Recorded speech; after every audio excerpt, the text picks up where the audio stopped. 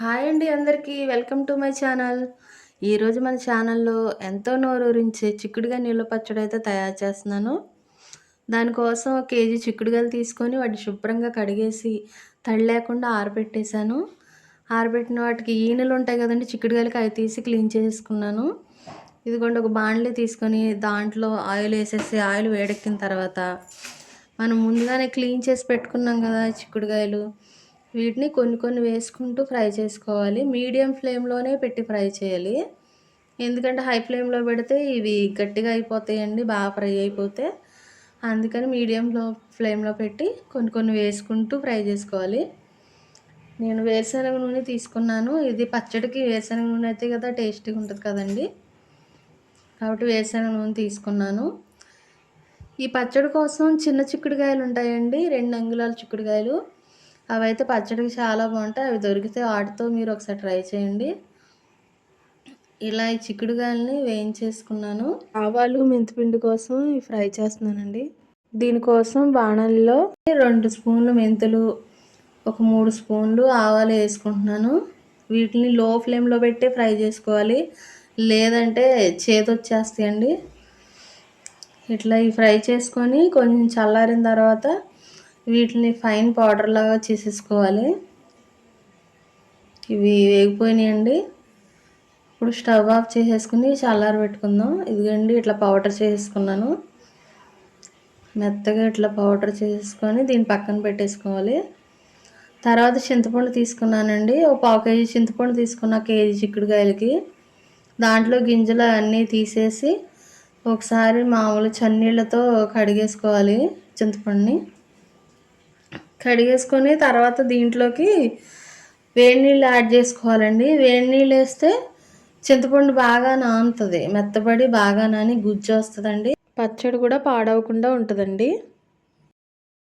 కాబట్టి నేను వేడి నీళ్ళు యాడ్ చేసుకున్నాను. వేడి నీళ్ళలో ఇది బాగా నానిన తర్వాత చల్లారబెట్టుకొని ఇది మిక్సీ జార్లోకి తీసుకోవాలండి. దీన్ని గ్రైండ్ చేసేస్తున్నాను. తర్వాత ఇప్పుడు తాలింపు రెడీ చేసుకుందాము. తాలింపులోకి ఇదిగోండి ఆయిల్ పెట్టుకుని వేడెక్కాక ఆవాలు వేసాను. ఆవాలు చిటపటలాడిన తర్వాత కొంచెం జీలకర్ర, ఒక గుప్పుడు పొట్టు తీసిన వెల్లుల్లి రెబ్బలు వేసాను. 10 ఎండుమిరపకాయలు వేస్తున్నానండి. తర్వాత గుప్పుడు కరివేపాకు కూడా వేసానండి. ఇవన్నీ లో ఫ్లేమ్లో పెట్టే ఫ్రై చేసుకోవాలి, లేకపోతే వెల్లుల్లిపాయలు అవి మాడిపోతే చేదొచ్చేస్తాయి. తర్వాత దీంట్లో 2 స్పూన్లు పసుపు వేసాను. ఇంకా టేస్ట్ యాడ్ అవ్వడానికని కొంచెం ఇంగువ కూడా వేసానండి దీంట్లోకి. ఇవన్నీ లో ఫ్లేమ్లో పెట్టి ఇలా ఫ్రై చేసుకోవాలి. మనం ముందుగానే చింతపండు దీన్ని రుబ్బి పెట్టుకున్నాం కదండి, దీన్ని కూడా ఈ తాలింపులో వేసేసి అడుగంటకుండా ఇలా కలుపుకుంటూ ఉండాలి.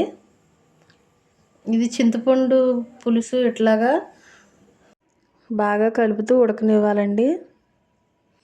పులిహోర పులుసు ఉడికించినట్టే ఉడికించాలండి. ఇట్లా చేసుకుంటే పచ్చడి చాలా రోజులు నిల్వ ఉంటుంది, టేస్ట్ కూడా బాగుంటుందండి. ఇప్పుడు దీంట్లో ఆయిల్ ఇలా పైకి తేలే వరకు మనం ఉడికించుకోవాలి. ఉడికిపెట్టుకొని ఇది చల్లారి పెట్టుకోవాలండి. చల్లారిన తర్వాత దీంట్లోకి ఒక పావు కేజీ కారం అయితే యాడ్ చేస్తున్నాను. అంటే పావు కేజీ చింతపండుకి పావు కేజీ కారం తీసుకున్నాను. తర్వాత 150 గ్రాములు సాల్ట్ కూడా వేస్తున్నానండి. తర్వాత మీరు టేస్ట్ చూసుకొని ఇంకా సాల్ట్ పడితే మళ్ళీ కలుపుకోవచ్చు దీంట్లో. అలాగే మనం ముందుగానే పౌడర్ చేసి పెట్టుకున్నాం కదా ఆవాలు మెంతులు పౌడరు, అది కూడా వేసేస్తున్నాను.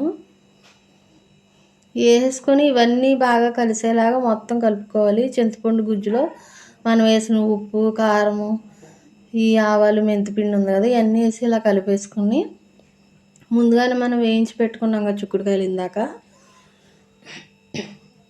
వాటిని కూడా వేసేసుకోవాలి. ఇలాగా వేసుకొని చిక్కుడుకాయలకి మనం ముందుగా తయారు చేసుకుని గుజ్జు అంతా పట్టేలాగా మొత్తం ఇలా కలుపుకోవాలి.